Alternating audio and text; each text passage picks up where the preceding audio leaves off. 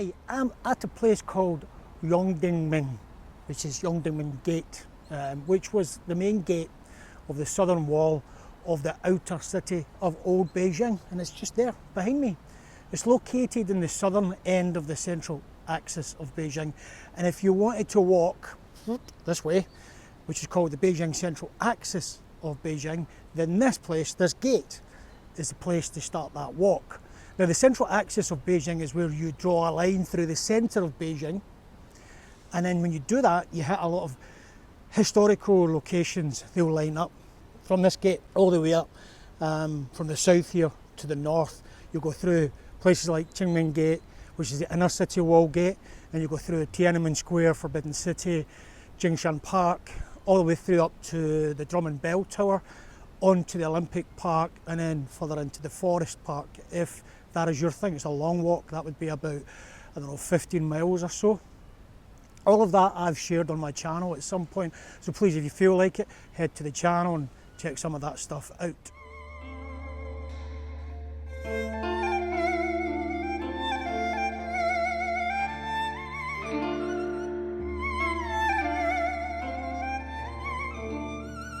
So this gate behind me here, Yongdingmen, was the largest gate of the outer city wall, and it was a main thoroughfare area for entering and leaving the city from the south. The gate was built around 1553 AD, and it took about 197 years to build it, although it was built in different phases and obviously built to match different threats or different leadership dynasties of that time. Yongdingmen Gate is the gate of the outer city. Its gate tower, however, which you'll see in some of the video I will be sharing with you, was built in the architectural style of the inner city, and it's much more splendid, that gate there, much more splendid than the other gates or buildings that peppered the outer wall of the imperial city. Yongdingmen Gate's style, although splendid, is not though as eye-catching as the red walls and the yellow tiles of the Forbidden City, or as famous as, say, the Temple of Heaven, Bell Tower, or the Drum Tower. However, Yongdingmen Gate's status is equally as important due to the height. Yongding Gate, along with Jingshan Park, Bell Tower and Drum Towers, is known as the high point of the central axis, and it's an excellent place to enjoy the scenery of the central axis and the city. On a clear sunny day, standing on the gate tower and looking north, the scenery of the city is fully visible. Now, there's a couple of things here.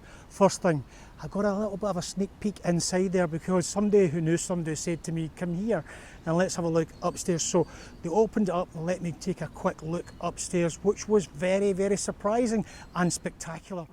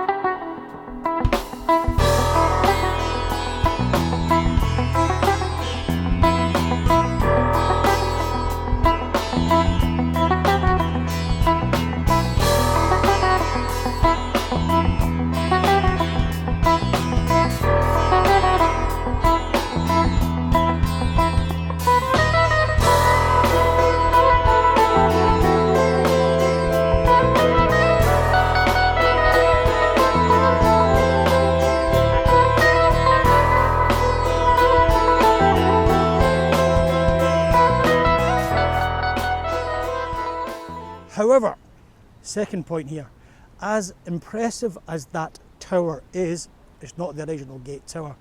This is the rebuilt version, probably the rebuilt version number 2 or 3 or so. Like most of the city gates in Beijing, the gate tower of Yongding Gate, or Yongdingmen Gate, did not escape the fate of being demolished, and in actual fact a lot of the bricks that are used in the surrounding hutongs etc.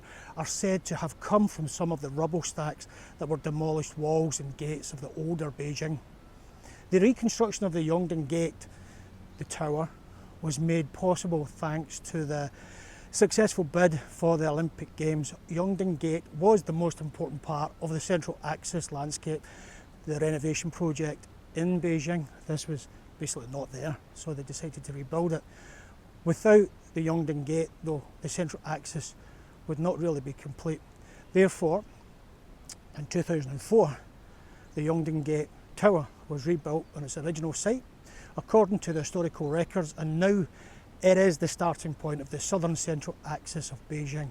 The reconstructed gate tower is about 26 metres high, 5 rooms wide and 3 rooms deep. To the south of the gate is Yongdingmen Square. To the north, where I am, is Yongdingmen Gate Park. The square and the park often have a lot of activities, and they add to the colour and the vitality to what is, in my opinion, a historic but rather grey city gate. However, it's worth seeing, and with the park here adding the greenery and the peacefulness and enhancements to the more modern locations in Beijing, you could often overlook the importance of this location and probably get complacent about how important it was in its place in history. One way to fully appreciate some of the lesser known areas in the city, like this gate, is to look back at old video footage, and that really gives a sense of perspective and a new appreciation of the history of Beijing and the importance of the city back then and the part the city plays now and in the future. I'm off to have a further wander around. This is me, Ian, here in Beijing. Take care of yourself, your family, and your community. As always, peace out. Catch you soon in the next video.